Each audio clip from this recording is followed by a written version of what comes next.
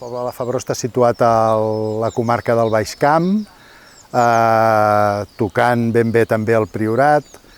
Som un poble molt petit, de 40 habitants, me sembla que som el tercer poble més petit de tot Catalunya.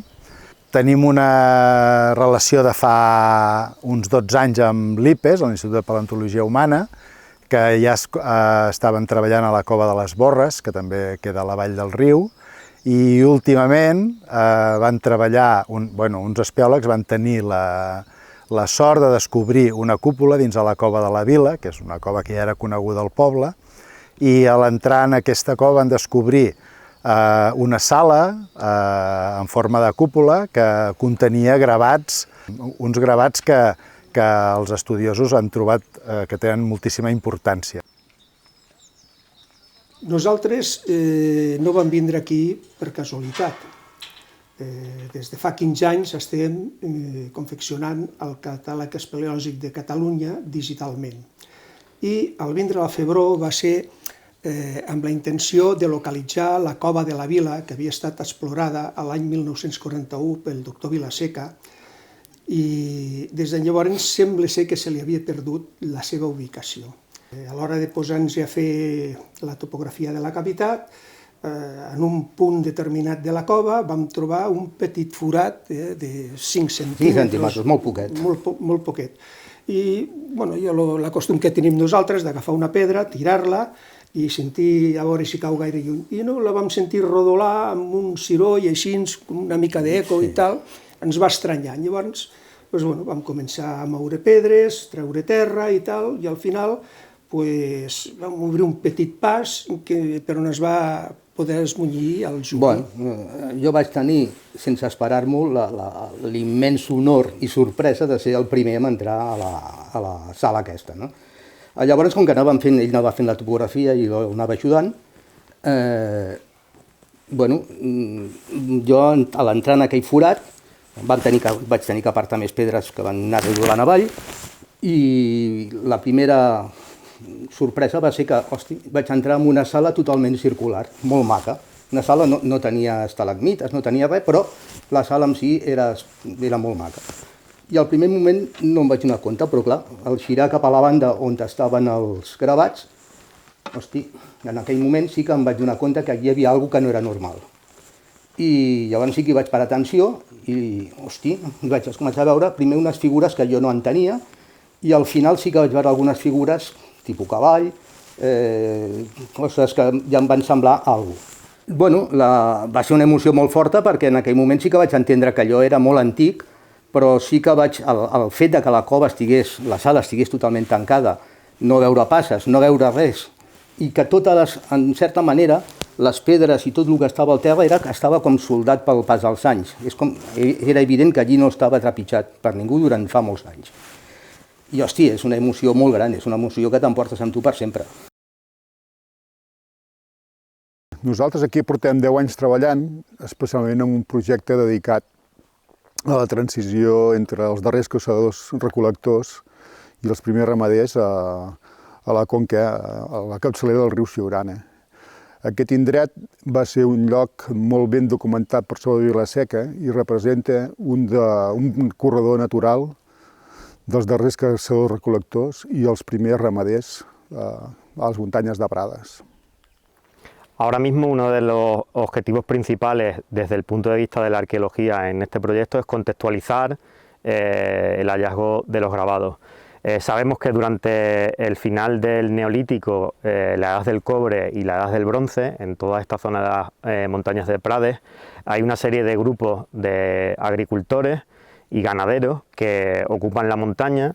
Esta gente ya se mueven en el territorio, probablemente en esta parte alta de la montaña durante el verano hay pastos frescos y suben sobre todo con ganado ovino, cabras y ovejas, y utilizan las cuevas y los abrigos del entorno para distintos tipos de ocupaciones. Una de las particularidades de la Cova de la Vila con respecto a otros yacimientos con arte prehistórico es que, sobre todo en el arco mediterráneo, encontramos ese arte en lugares en los que no tenemos sedimentos y por lo tanto no podemos vincular la cultura material, los restos materiales, con esa expresión artística. Sin embargo, aquí en la Cova de la Vila, en la sala de los grabados, lo más importante es que hemos encontrado sedimento, relleno sedimentario, tierra en la que probablemente encontremos restos de cultura material, probablemente cerámicas y huesos de personas y animales que podamos relacionar directamente con esa expresión artística. Trabajamos básicamente sobre 3 principios básicos, que serían la preservación y conservación de los grabados, la documentación gráfica y la investigación. Desde el punto de vista de la preservación, lo que estamos trabajando es sobre todo en documentar los elementos que pueden poner en riesgo la preservación de los propios grabados, como son elementos que pueden causar biodeterioros, como garras o huellas de animales, etc., ¿no?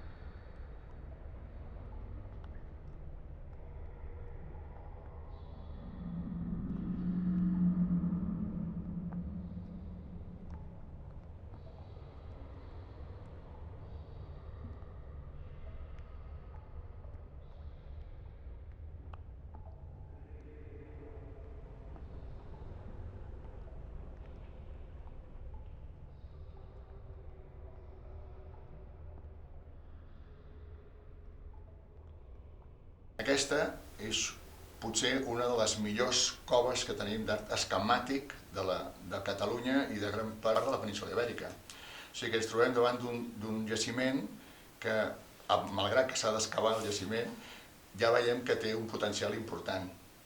O sigui, per una banda, podem veure que el mural està configurat a partir d'una sèrie de línies, que n'hi ha com unes 5 línies seguides, una sobre de l'altra, en què explica tota una cosmovisió. És molt complet, aquest mural. Té esteliformes, té pectiniformes, té oculats, té moltes coses. Té tal quantitat de material, té zoomorfs, té bòvids, té cavalls, tot esquemàtic i abstracte. El conjunt, aquest conjunt subterrani, està gravat. O sigui, no està pintat com el reste de molts que tenim a Catalunya. O sigui, la majoria que tenim a Catalunya d'art prehistòric són pintats. I en aquest cas és en gravat, en tècnica de gravat. És una tècnica, en aquest cas, que està feta amb el dit, una gran part, i també després utilitzant sílex o pals finets per fer coses més detallades. Des del Departament de Cultura, a través del Servei d'Arqueologia i Paleontologia, estem duent a terme tot el que és la protecció tant física com legal d'aquest espai arqueològic. En primera instància, el que es va prioritzar és fer el tancament físic, per tant vam finançar la porta a la gatera per mantenir les condicions climàtiques que havien estat durant tots aquests anys, i posteriorment el que hem fet és donar-li la protecció legal. Aquesta protecció li ve donada per la disposició addicional primera de la Llei de Patrimoni Cultural Català, que el que fa és que tots els espais, totes les coves amb art rupestre, de facto ja queden protegides amb la màxima categoria de protecció, que és la de bé cultural d'interès nacional.